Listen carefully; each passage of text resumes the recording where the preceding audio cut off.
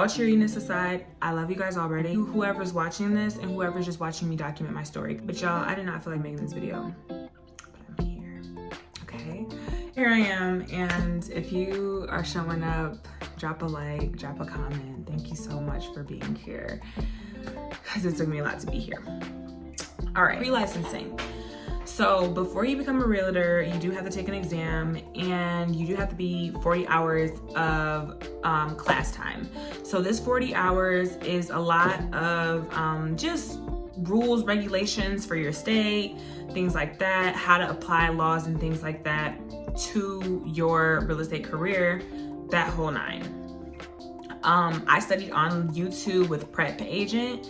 Prep Agent is great. That is what helped me so much in my real estate journey, because Prep Agent Joe, my guy Joe, he went into each concept and each thing in depth. So he has like 30-minute videos on just like, I don't know, deeds, like, you know what I'm saying? He goes all in, and he has like webinars on his YouTube that he has done with his class, because he does host a real estate pre-licensing course to help you pass.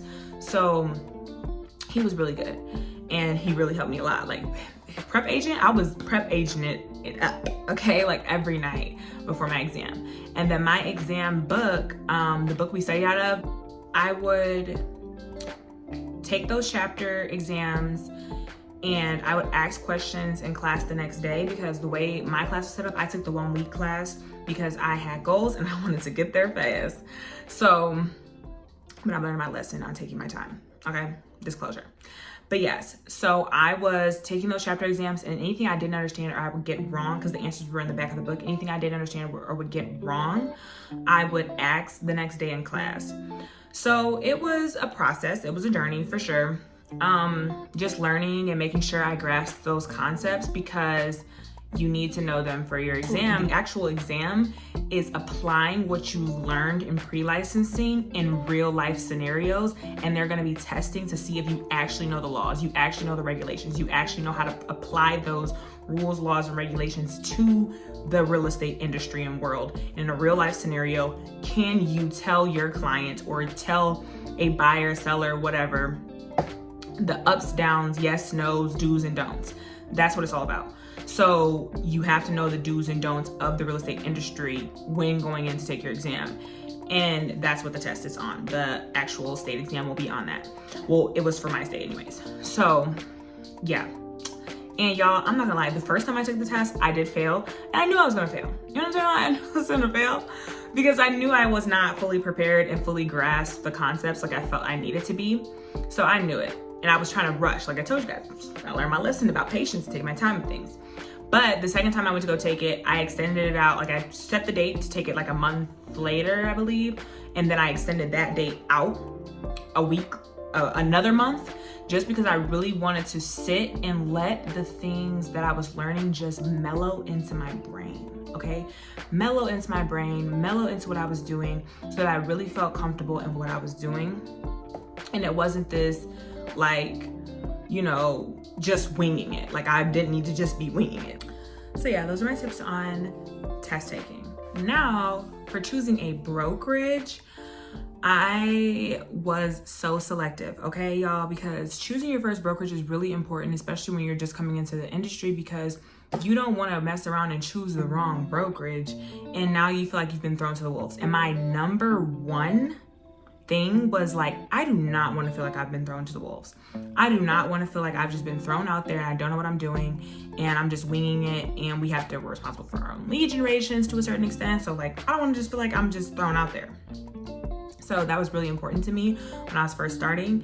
And I also wanted to be able to grow and expand at my own pace. And a lot of smaller brokerages, when in my research and in my investigating and interviewing with different brokerages, a lot of the smaller ones were more so tier-based, like, oh, if you're entry level and beginner, we're gonna be giving you basically a lot of grunt work. And if you're, and then you have to work your way up kind of deal. And I'm like, you know, sounds great, you know, for the learning experience. If you're into that for learning experience, grunt work is fine. Like if you're just entry and you're okay with grunt work because you just want to get familiar and you want to get kind of thrown out there, then go ahead. But I wanted the freedom to be able to advance and expand at my own leisure. Like, I don't want to have to, be like, oh, when we say or we feel that you're advanced enough, we'll give you,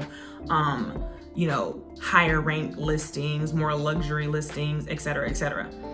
Now, luxury listings is one thing. We'll say that. Like, we'll get into that. But like being a luxury real estate realtor is in a whole nother field, okay? It has requirements and everything for my specific state. So, but that's a whole nother topic. We're getting there though, okay? Your girl's gonna be in there, okay? Less than a year, okay? But, so yeah.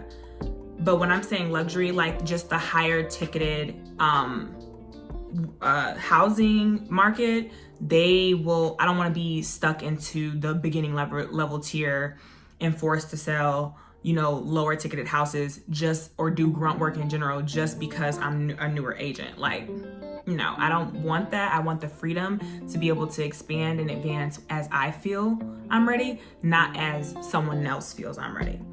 So that was really important to me too. And so when I interviewed with a lot of smaller brokerages, they were nice. They were, they felt very fun. They felt very like, okay, maybe they were well structured and things like that. But also a big thing about me, I know I want to expand. I know I want to do big things in my career, and I don't want to be stuck to a small brokerage and kind of be limited in my scope of expansion.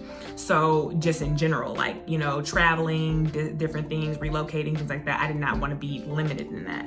So I'm like, okay, I don't want to be limited in that. So I know what I want, but when you interview a brokerage, you are seeing if they have what you need. It's a lot like dating, but you are seeing if they have what you need and if they are providing what you need. And if they're not, your job is not to be like, okay, well, I need this, this, and this. No. Your job is to be like, okay, I know what I need. I know where I'm standing. I know where my standards are for my career and what I want and what I need and what was required for me to feel like I'm succeeding and in the right position to progress as I want. When you interview a brokerage, you're just seeing if they have what you need. And if they don't have what you need, it's like, okay, nice meeting you. That was great. Move on. Polite, keep it cute.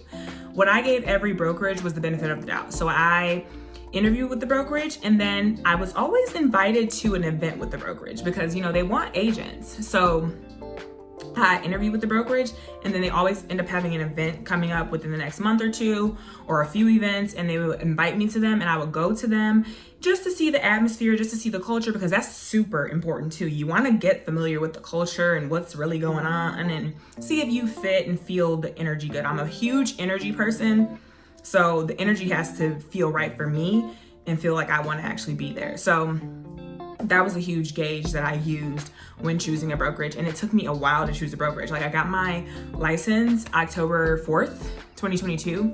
And it took me all the way until like the end of January, the day after my birthday, to choose a brokerage. Like, it was a whole thing because I was just like, I'm not gonna be stuck. I don't wanna be thrown to the wolves, and I don't wanna be stuck in grunt work, and I don't want to be stuck at one level until somebody else says I can move. So I'm going to interview until I find that brokerage that when I interview with them and their company, I feel like, okay, I can feel at home here. I can work with this. Like, I could grow here. Like, I needed to feel that, right? So the brokerage I choose gave me just that, y'all. And I will tell, you know what? My next video, I'm going to tell y'all the story of choosing my brokerage. We're going to break it down, because it's just such a beautiful story. Everything I do, y'all, everything I do is so God ordained and so confirmed in God. And I'm like a huge energy person, and I'm a huge, like, I rely on my faith a lot, and I rely on God a lot. So it's like God confirmed that this brokerage was for me, and y'all, it has proven to be fruitful and to be true. And it's just been a beautiful experience. We have so much coming up. Like, I'm so excited for you guys to be on this journey with me and to be coming along with me, because it's just been such a blessing. So my next video, I will tell y'all all about choosing my brokerage and how I knew that that brokerage was my brokerage. This one, I'm just gonna educate you guys on the things you need to do when choosing a brokerage. Okay. So you also want to ask questions. Ask the brokerage questions. Ask them about commission splits.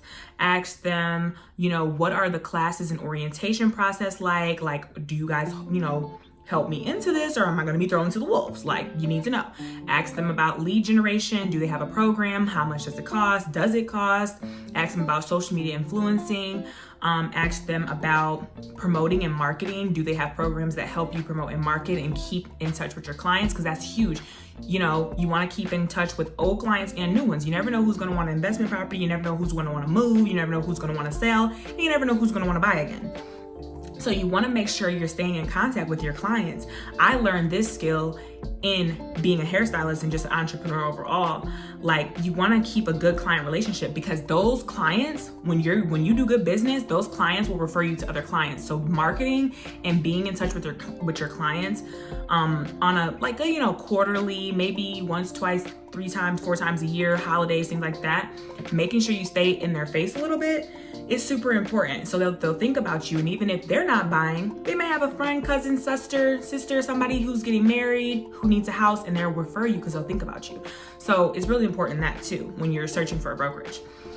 Don't forget to ask about brokerage fees. Don't forget to ask about brokerage fees. Don't forget to ask about monthly dues. Make sure you're staying up on that stuff, because some brokerages have more than one monthly due. Whatever you choose to be in for your National Association of Realtors, you want to make sure you're keeping up on all those dues, because they're gonna want their money. Okay. And it can be on auto pay, or it can be charged to your brokerage depending on how your brokerage works. So, and being in the MLS, things like that, all of that has like a monthly due usually, or a monthly fee, and your brokerage may take care of it.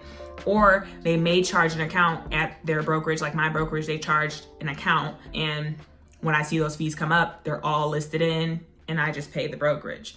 So that works for me. So network, investigate the brokerage, go to events with the brokerage before you sign the paperwork. Now, the way I did it, I just felt it in my spirit that this was my brokerage. And we went along and we did this. Like I said, in my next video, I will let you guys know that full process, because it was very divine. Like, master manifestor in the building. Really, really, really. Big things are coming. So that is the conclusion of this video, you guys. I hope you guys loved it, and I hope it was informational and helpful to you. And I hope you guys are gonna come back and visit me next week, because I'm gonna be here again. Okay. And make sure you like, comment, subscribe, put anything that you have, questions, comments, concerns, all that good stuff in the comments. And as always, God picked up the phone and called me, and I picked up the phone so I could call y'all. Until next time, bye.